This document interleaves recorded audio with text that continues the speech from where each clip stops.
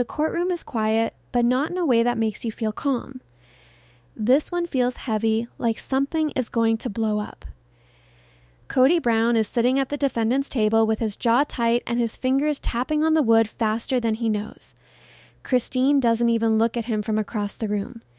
Janelle looks straight ahead, cold and unreadable. And Robyn looks like she's already losing it all. No one thought it would go this far. But then the judge leans in and says the one thing that changes everything. This court will now hear proof of financial fraud, emotional manipulation, and breaking family trust. And just like that, the family that used to stand up for him is now getting ready to testify against him. If you think you know what really happened in this family, stay with me. The truth is much worse than anyone thought. Kody doesn't look at Christine. Never. And that's what makes it worse. Because she used to look at him like he was everything. The most important thing in her life. The man who made this whole empire, which is complicated, messy, and emotional. But what about today? She sits there like she's already buried it. It seems like the courtroom is colder than it should be. There is a low hum coming from the fluorescent lights above. Papers move around. In the back, a cough can be heard.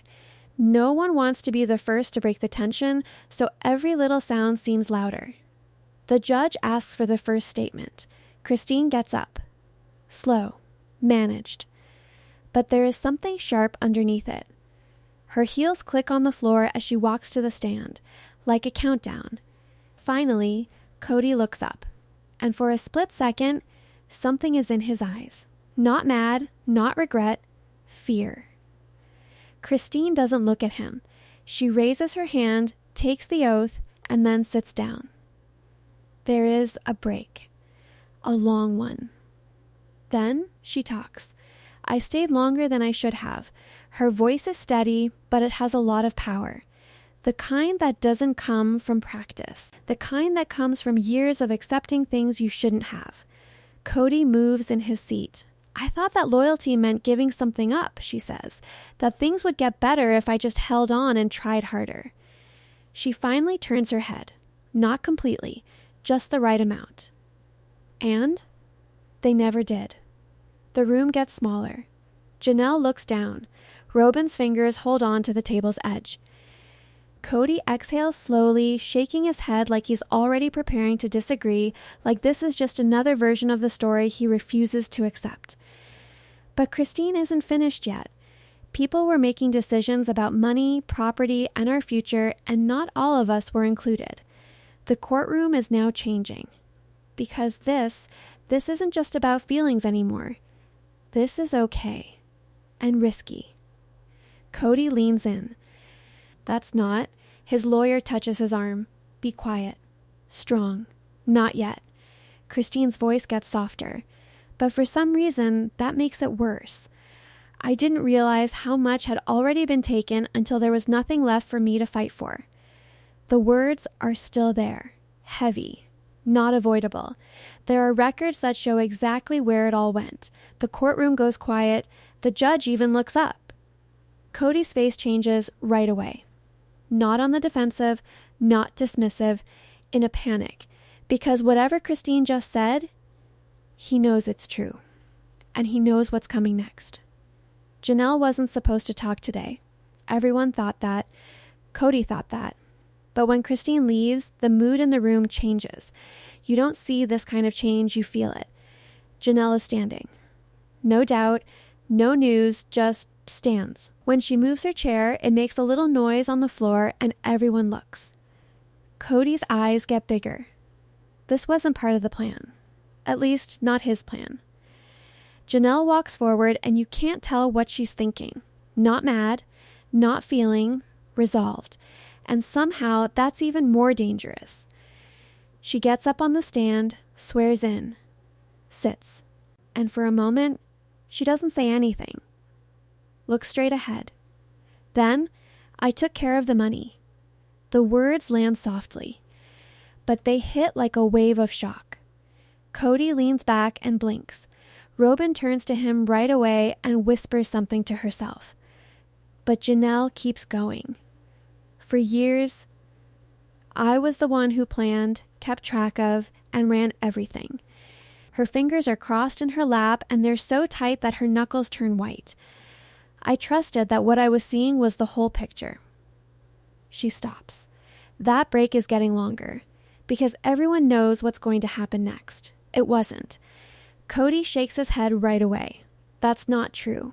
But this time, no one stops him, because the damage is already done. Janelle turns a little, not to Kody, to the judge. There were transfers. Big ones. Again. And the family didn't talk about them. The word family stays with me. That's what this was meant to be. A family. Not this.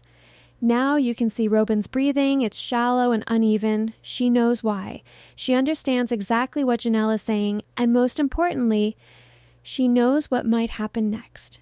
Kody leans forward again, and this time he can't stay quiet. You're changing things. Finally, Janelle looks at him, and for the first time, there is feeling. Not sad, not mad, sadness, I wish I were. There is silence in the room again. This is only the beginning. Kody stops breathing for a second, because he knows those papers, he knows those numbers, and he knows if those are real, all of the things he's made is about to fall apart. The courtroom doesn't get better after Janelle speaks, it gets worse. You can tell by how still everyone is and how quiet the air is that everyone is waiting to see what happens next. Janelle keeps her hands folded, but when the judge leans in, her grip gets a little tighter. The stack of papers on the stand looks like it has something heavier than paper in it. Kody moves in his chair again, but this time it's different. He's less in control and less sure of himself. His lawyer leans in and whispers something important, but Kody barely nods because he is completely focused on Janelle, because he knows whatever she's about to say next is not something he can easily talk his way out of. Janelle takes a slow, deep breath to calm down, and when she speaks again, her tone changes. It's less emotional, more exact, and almost clinical. Several years ago, these records were made, she says, lightly tapping the top page. Transfers between accounts, property reallocations, and distributions that we were never told about. The word undisclosed rings out in the room, sharp and clear. Kody laughs quietly in disbelief and shakes his head as if he is seeing a version of reality that doesn't exist. He says, "That's not what that is," this time louder. The judge gives him a quick look, which is a silent warning, but Janelle doesn't even move. She can't react anymore. She turns the page. She goes on, holding up a document a little. This transfer was called a family investment. But the money never went into anything that was shared. They were redirected. She stops for a moment so that the weight of that word can sink in. Sent back. Not gone. Not used wrong. Redirected. On purpose. Kody's jaw tightens, and his fingers press harder against the table. The rhythm is gone, and the stillness is like the kind that happens just before something breaks. Robyn moves next to him, her eyes darting between Janelle and the judge. Her lips are so tightly pressed together that they almost disappear. She looks like she wants to say something, but she doesn't. Not yet. Janelle lowers the paper a little and speaks more softly now, but somehow her words are even harsher. We were told there wasn't enough, that we had to be patient, that sacrifices had to be made. She briefly lifts her eyes to look around the room, not looking for sympathy, but just acknowledging what she is saying. But there was enough. There always was. A quiet but clear ripple moves through the courtroom. Kody lets out a sharp breath and leans forward. "You're taking things out of context," he says, his voice getting stronger now as he tries to get things back under control and change the story before it gets too far away. But Janelle doesn't get involved. She doesn't fight. She just flips the page. And that's what makes it worse. She goes on to say, this account was opened without telling anyone. Money from several shared sources went through it. The judge stops writing for a moment. That's different. That's important. Kody's lawyer straightens up, and his body language changes from defensive to alert, as if he realizes that this isn't just emotional testimony anymore, this is evidence that could have effects that go beyond this room. Robyn's breathing is now more noticeable. Her chest rises and falls unevenly, and her hands are tightly clasped in her lap as if she is holding on to something that is already slipping away. Finally, Janelle looks at her. Just for a moment. And in that second, something happens between them. Not an accusation, not even mad. Acknowledgement. That recognition says it all. Do you disagree with these records? The judge looks directly at Kody and asks, the room gets smaller right away. This is it. The moment when denial either holds or breaks. Kody is unsure. Only for a very short time. But that's enough. Everyone can see it now. It's important enough. Finally, he says, I deny the interpretation, choosing his words carefully to stay on solid ground. Those were planned choices. For the good of the family. The phrase hangs there, and for some reason, it feels less full than anything else that has been said so far. Janelle's face doesn't change, but her eyes get a little harder. Then why didn't they tell us? She asks, her voice calm and almost kind. That simple, direct question hits harder than anything else. Because there isn't a complicated reason for it. No legal framework, only the truth. Kody opens his mouth to say something, but nothing comes out right away.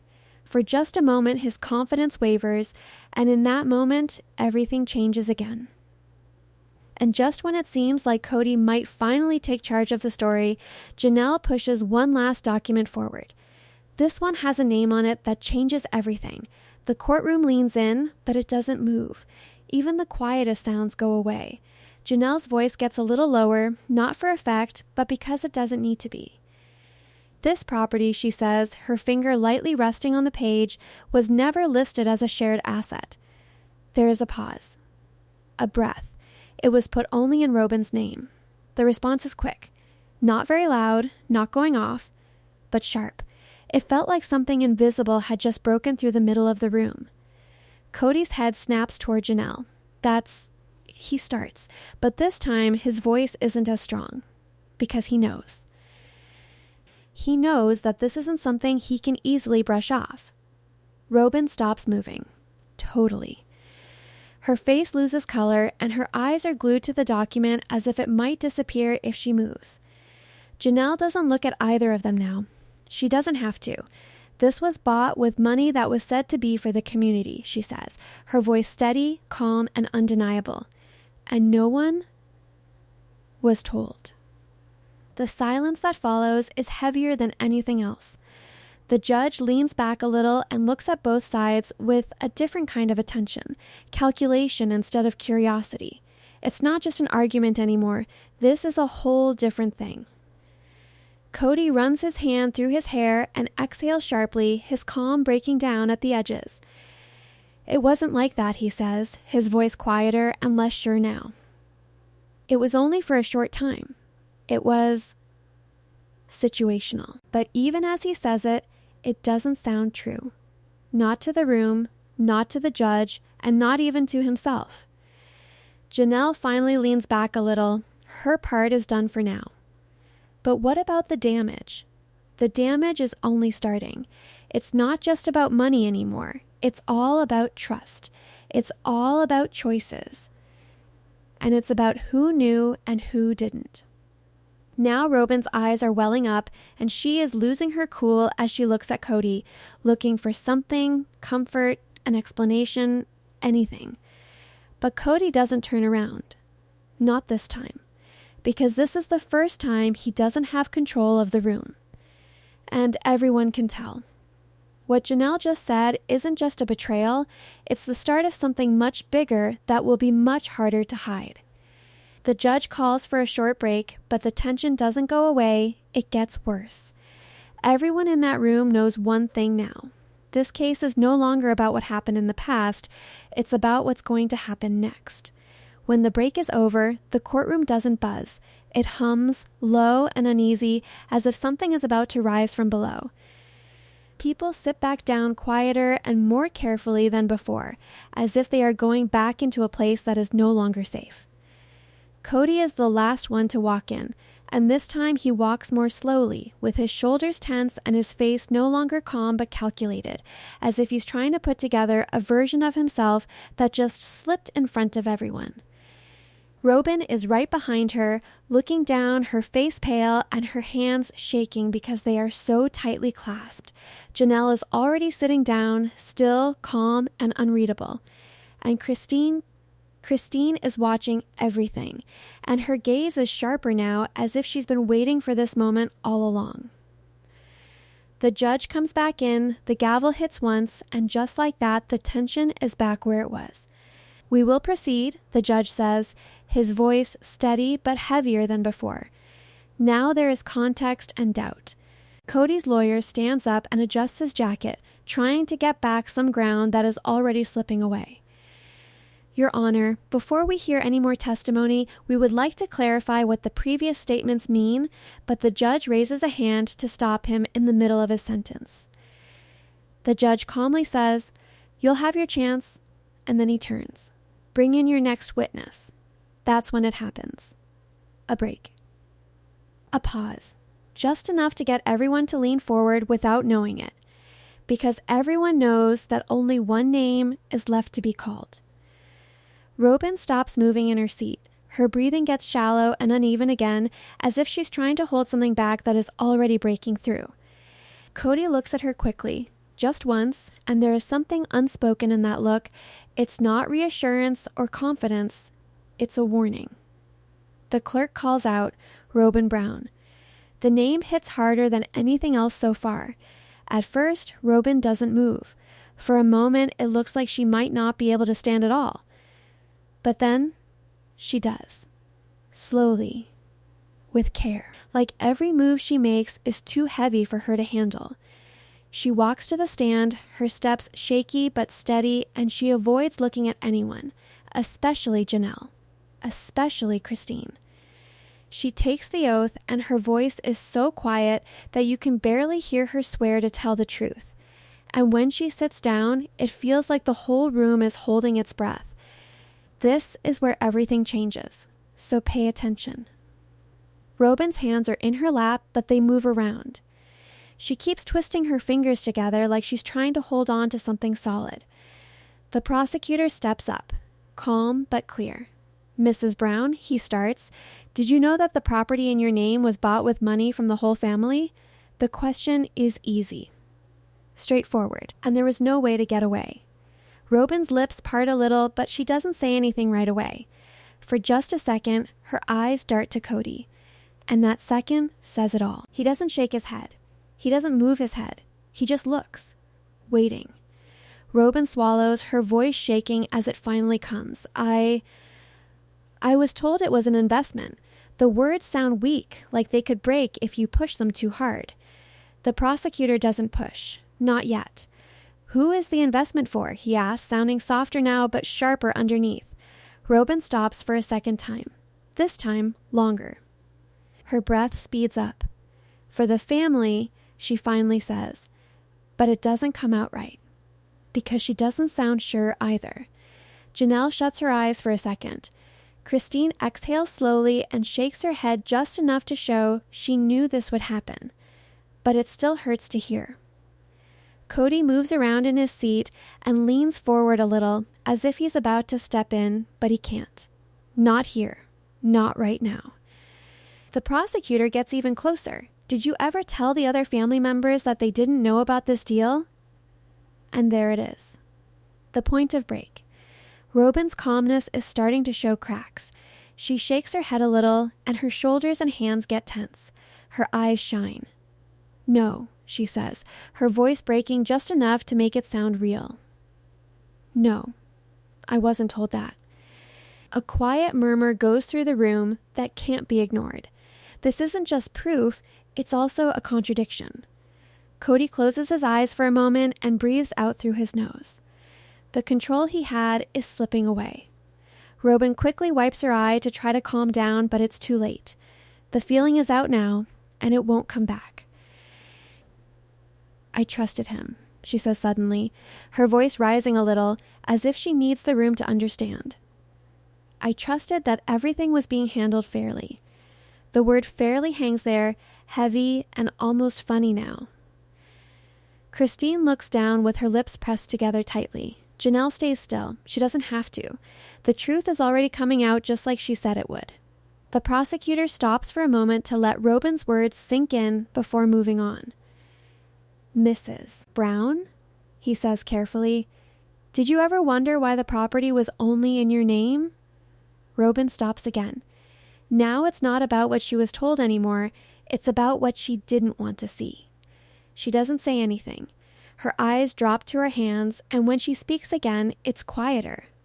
I thought it was temporary, the same word Kody used, but coming from her, it sounds different. Less like an explanation. More like an excuse she's just realizing doesn't hold. And just when it feels like Robyn might still be shielding him, her voice shifts, and for the first time, it turns. But things kept changing, she continues, her tone trembling, but growing firmer underneath. Plans, promises, what we were told versus what actually happened, she trails off, shaking her head slightly. The courtroom leans in again. Because this isn't just testimony anymore. This is unraveling. Kody straightens, his expression tightening, something sharp flashing across his face now, not fear this time, anger. Robyn, he starts, but the judge's gavel strikes instantly. You will remain silent, the judge says firmly.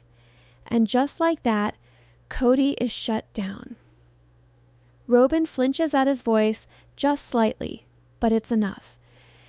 Enough for everyone to see the dynamic that's been sitting beneath all of this the entire time. She takes a shaky breath, her eyes still down. I didn't ask enough questions, she admits. And I should have. The words are quiet, but devastating. Because they don't just implicate her. They expose everything. Janelle's jaw tightens slightly. Christine finally looks at Robyn again. Not with anger, not even with blame, but with something heavier. Understanding mixed with disappointment. The prosecutor steps back slightly, giving space, because he doesn't need to push anymore. Robyn is doing it for him. Were there other instances, he asks, carefully now, where financial decisions were made without the knowledge of the full family?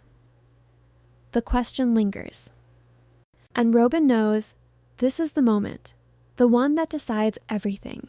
She could stop here, she could hold the line, she could protect what's left, or she could tell the truth. Her breathing steadies slightly, her hands stop moving, and slowly she lifts her head. Not toward Kody, not this time, toward the judge. Yes, she says, clear, certain, final. The word echoes like a crack through glass.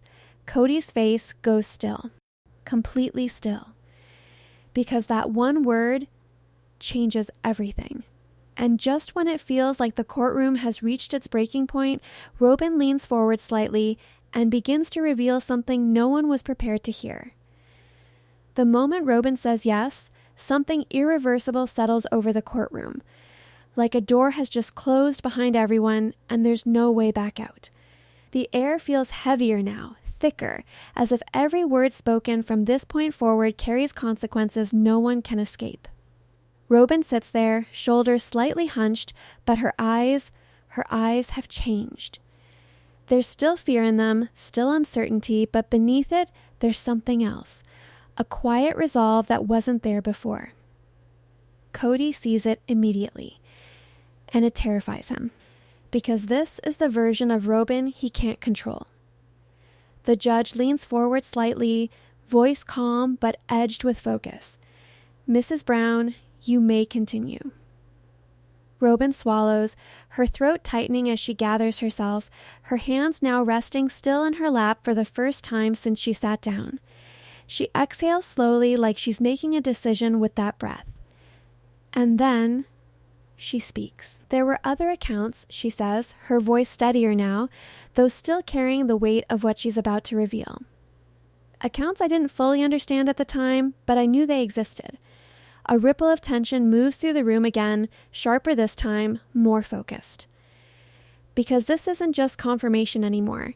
This is expansion. This is depth.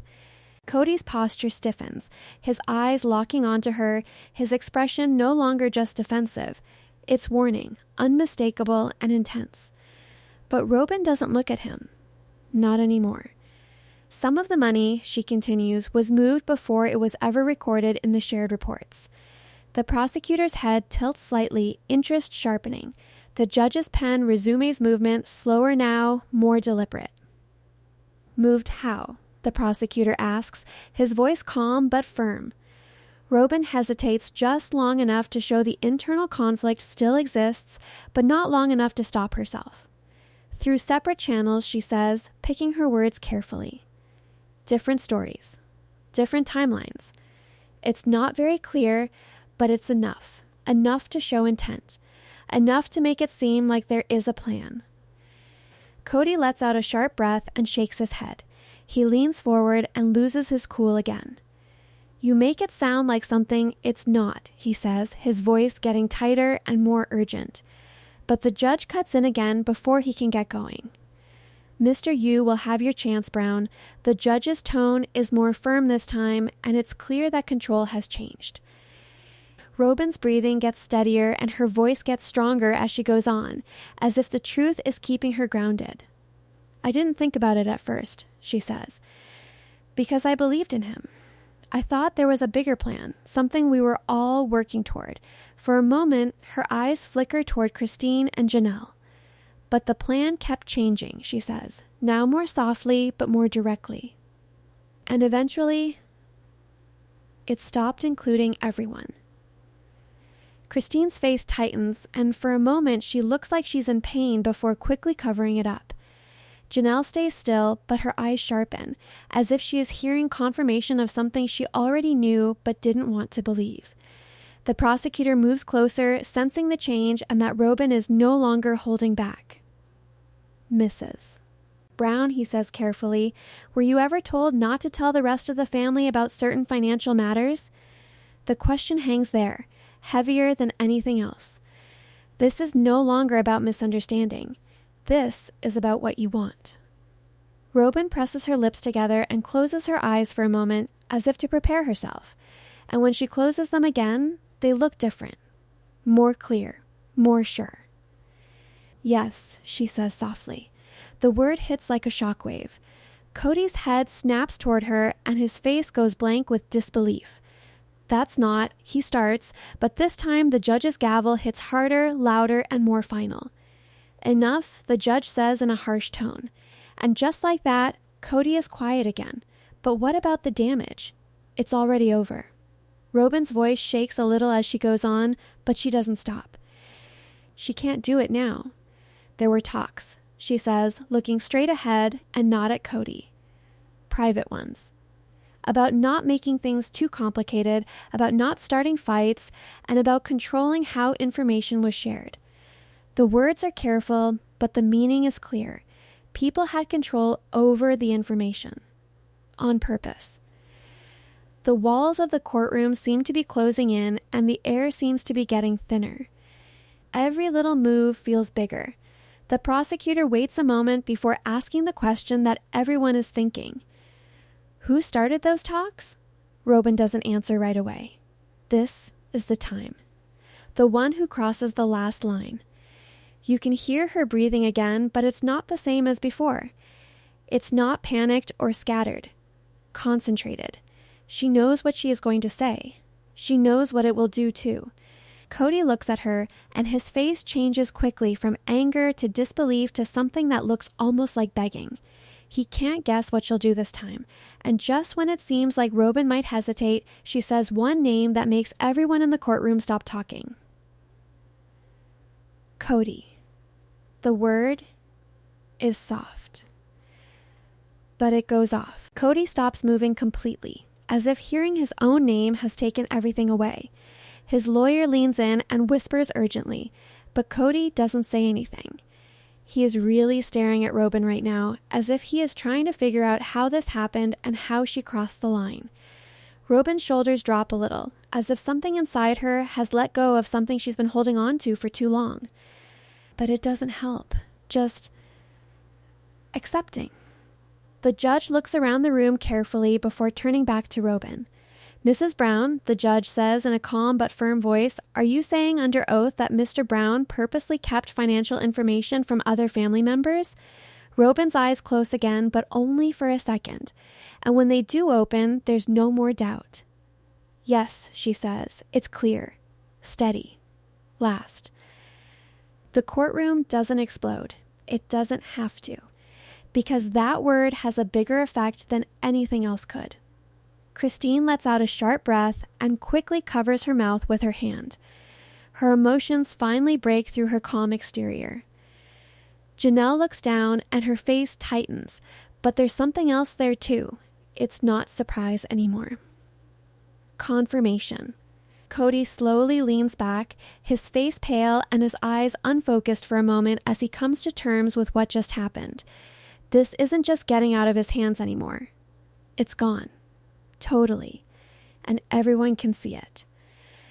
The prosecutor steps back to give the moment some space because there is nothing else to get.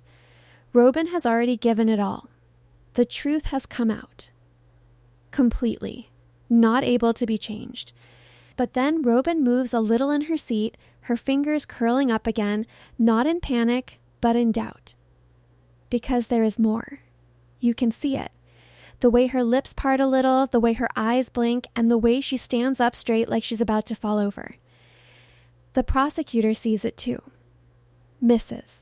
Brown, he says slowly, is there anything else you want to say? And that question, just that simple, open-ended question, opens a door that no one was ready for. Robyn is unsure. This time, longer. Everyone in the courtroom holds their breath again. They can tell that whatever she says next is not going to help this case. It will change it. Totally. When she speaks, her voice is quieter than it used to be. But for some reason, it means more than anything else she said. She says, there's something else. Kody's head snaps up right away, and his eyes lock onto hers again, sharper and more desperate. He knows. He knows exactly what she's going to say. And he knows that this is the one thing he can't let out. Robyn, he says, his voice low, urgent, and almost like a warning. But it's too late. The judge leans forward a little. Go on, the judge says. And just like that, it can't be stopped anymore. Robyn takes a slow breath, her chest rises, and her hands tighten again as she fully enters the moment she can't walk away from. Robyn tells one last secret that not only reveals the past, but also threatens everything Kody tried to keep secret. The courtroom feels like it's holding its breath as Robyn leans slightly forward, her hands trembling again, but her voice no longer hiding behind uncertainty, because whatever she is about to say now is not confusion, not assumption, but something she has carried in silence for far too long. And the moment stretches so tightly that even the faint hum of the light seems louder, sharper, almost unbearable, and Kody watches her with an intensity that borders on desperation, like he is trying to stop something without moving, without speaking, without giving the judge a reason to shut him. Down again, but the look in his eyes says everything, because he knows this is the point where control doesn't just slip, it disappears completely, and Robyn finally exhales, slow and heavy, like she is letting go of something that has been weighing on her for years, and when she speaks, her voice is softer than before, but clearer than it has ever been. There was another agreement, she says, and the words land in a way that immediately changes the atmosphere. Because this isn't just another financial detail, this is something deeper, something hidden behind everything else that has already been exposed, and the prosecutor's posture shifts subtly, leaning in just enough to show that this matters, that this could be the turning point that reframes everything, and the judge's pen stops again, hovering, waiting, and Kody's expression tightens instantly, his jaw locking his. Shoulders stiffening, because he recognizes those words, he knows exactly what she is referring to, and he knows how dangerous it is, and Robyn continues, her gaze fixed straight ahead, refusing to look at him now. It wasn't written down in the beginning, she says, it was something we talked about. privately. And that word privately echoes louder than anything else, because it confirms what everyone is already starting to realize, that there were layers to this, decisions within decisions, truths hidden inside other truths, and Christine's eyes narrow slightly, her posture shifting forward just enough to show she is fully locked into what is coming next. While Janelle remains still but her fingers tighten against her armrest, the only sign that this is hitting exactly where it hurts, and the prosecutor takes a careful step closer. His voice steady, but more focused. Now, what? Kind of agreement, Mrs. Brown? And Robyn hesitates for just a second, not because she doesn't know, but because saying it out loud makes it real in a way that can never be undone, and then she says it, an understanding about how assets would be protected if things changed, and the phrase lands with a quiet but devastating impact, because it suggests foresight, planning, preparation for something none of the others were included in, and Kody exhales sharply, shaking his head, his composure cracking again as he leans forward. That's not what it was, he says quickly, his voice rising despite himself. But this time. Even he sounds less certain, like he knows the explanation won't hold, and the judge's gaze sharpens immediately. But before he can intervene, Robyn speaks again, her voice stronger now, cutting through the tension. It was about making sure certain things stayed separate, she says, and the word. Separate lands like a fracture through everything this family once claimed to be, and Christine lets out a quiet, disbelieving breath, her head shaking slightly, because this confirms what she has felt for years but could never fully prove, while Janelle's eyes drop for a brief moment. The weight. A validation mixing with something heavier, something closer to betrayal than even she expected, and the prosecutor doesn't rush. He lets the silence stretch just enough before asking the question that pushes it further. Separate from whom? Robyn closes her eyes for a moment to prepare herself, because this is the line that can't be crossed again. When she opens them again, there is no hesitation left. From the rest of the family, she says. The courtroom shifts in a way that feels almost physical, like the ground itself just moved under everyone's feet. Kody leans back slowly, his face pale now, and his eyes unfocused for a moment as he realizes what is being said. This isn't just about money anymore, it's about intent, about planning for separation while still pretending to be together. The prosecutor steps slightly to the side, his tone still calm but sharper now. Was this agreement made before or after the financial transfers we've discussed? And Robyn doesn't hesitate this time before, she says, and that single word reshapes everything. Because it means the actions didn't lead to the plan led to the actions, and that changes the entire narrative, and Christine's hand rises to her mouth again, but this time it's not just emotion, it's realization, while Janelle finally looks up, her gaze sharper than ever. Because this is the confirmation that everything she suspected was not just mismanagement, but something far more deliberate, and Kody runs a hand through his hair, his movements slower now, heavier, like he's running out of ways to hold this together. You're twisting it, he says again, but even the words sound weaker now, less like a defense and more like a reflex he can't stop, and Robyn shakes her head slightly, her voice steady, almost calm in a way that makes it more powerful. No, she says.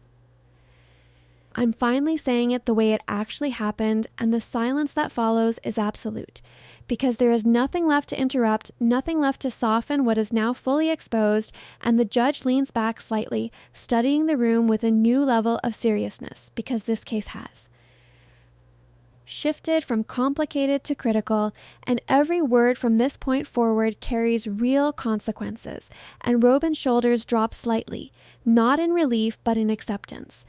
Because she knows what she has done, she knows there is no going back from this, and yet there is still something in her. Expression that suggests she is not finished, that there is still one more piece she hasn't said out loud, and the prosecutor sees it. The hesitation, the pause that lingers just a fraction too long, and he asks, carefully, Mrs. Brown, did anyone else know about this deal? And that question lands differently now that it is not just about Kody.